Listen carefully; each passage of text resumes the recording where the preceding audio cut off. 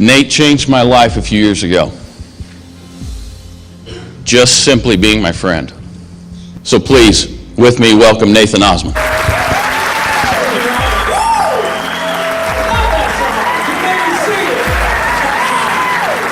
Thank you. Here's a secret. Earl Nightingale put out this little gold record, by the way. It became a gold record. It's called The Strangest Secret. And he said this. He says that you become what you think about most of the time. You become what you think about most of the time. Now there's an exception to every rule, otherwise every young man would be a young woman by the age of 16. But you become what you think about most of the time. And isn't it funny that they call that a secret? Isn't that kind of basic knowledge? I mean, you got Rhonda Byrne writing a secret, right? The secret. And what does she say? The exact same thing. You got Osmond saying the best secret in the world. What is that? You become what you think about most of the time. One of my favorite books says that as a man thinketh, so is he, or so shall he be. And that book's been out a long time. So the secret's out, folks. You become what you think about most of the time. So my question to you is, what you thinking about? How many parents do we have here in the room? Any parents?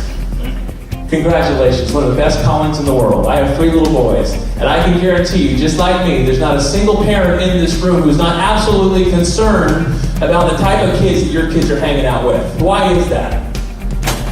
They become just like them, is that right? Okay, so my question now is, at what age does that become irrelevant?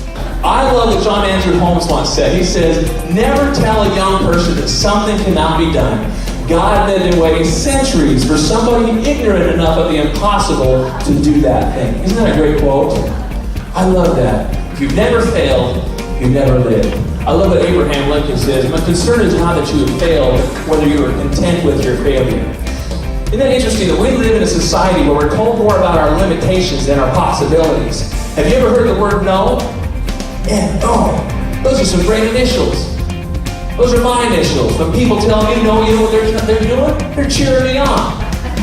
Repeat after me. Make no your vitamin. Make no your vitamin. He looked at me with the eyes of Gertie who said, treat a man the way he is, and he only becomes worse. And treat a man the way that he could be, and then he becomes what he should be. I believe that in life sometimes you've got to believe in somebody else's belief in you until your own belief kicks in. My father believed in me. How many of us talk to ourselves? Yeah. Those who aren't raising your hand are saying, I don't know, do I talk to myself? We all talk to ourselves. It is healthy. It is. You know, the thing is sometimes the most riveting conversations you ever have are the ones you have with you.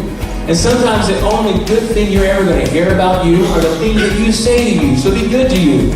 Quit beating yourself up. You know, if your person doesn't laugh at themselves, leaves the job for everyone else to do.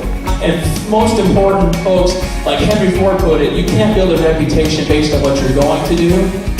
Talk is cheap. Action is everything. You got to go the distance. Do you know your why? Do you know why you showed up here at the M5? You know what? How is none of your business. Sometimes we don't get to what we need to be doing because we're so worried about how we're going to do it. How is none of your business. That's our business. We're going to show you how. But I love this book I read one time called Man's Search for Meaning. Dr. Viktor Frankl, an Auschwitz survivor, a Nazi camp survivor. This guy had passion. He had something he was living for. And he says in his book, in the very first chapter, don't aim at success. For success, like happiness, cannot be pursued. It must ensue. And can only do so as an unintended side effect to one's dedication to a cause greater than oneself. Think about that. In layman's terms, what did he mean by that? If you know your why, you can endure almost any how, he put it. And I love that.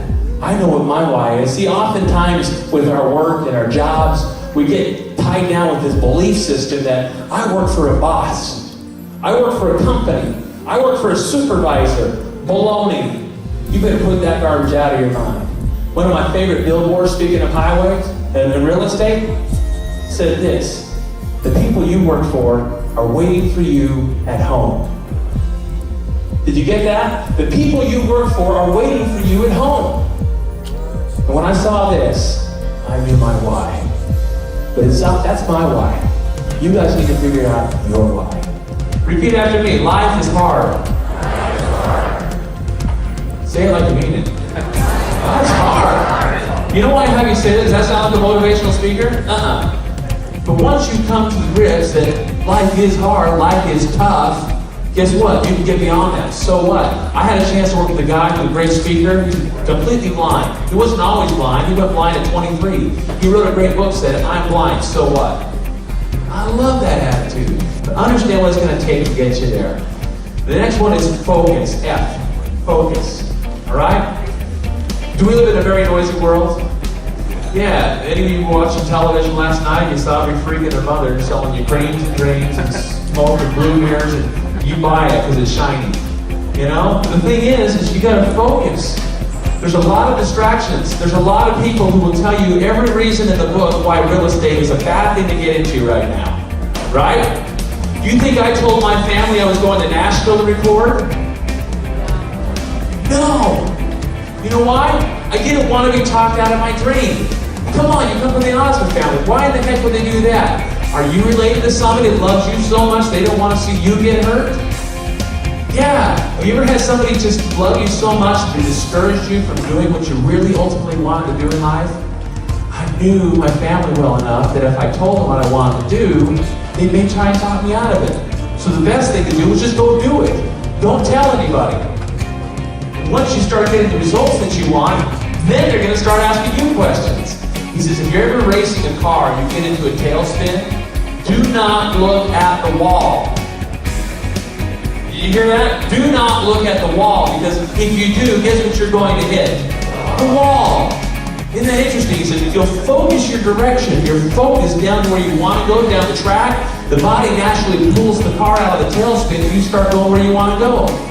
Our problems are those little things that we see when we take our eyes off of our goals, our targets. So stay focused. And last but not least, you gotta have fight.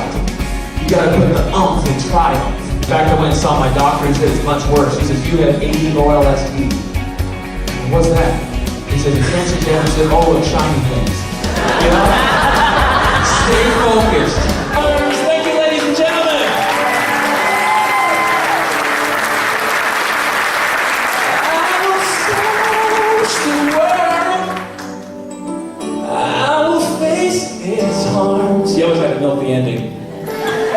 Till I find my hero's welcome waiting in your arms.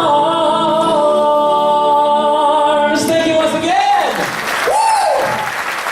All right. Start those engines. Thank you so much. So what are you waiting for? Give your audience an experience they will never forget. Put Nathan Osmond on your calendar today.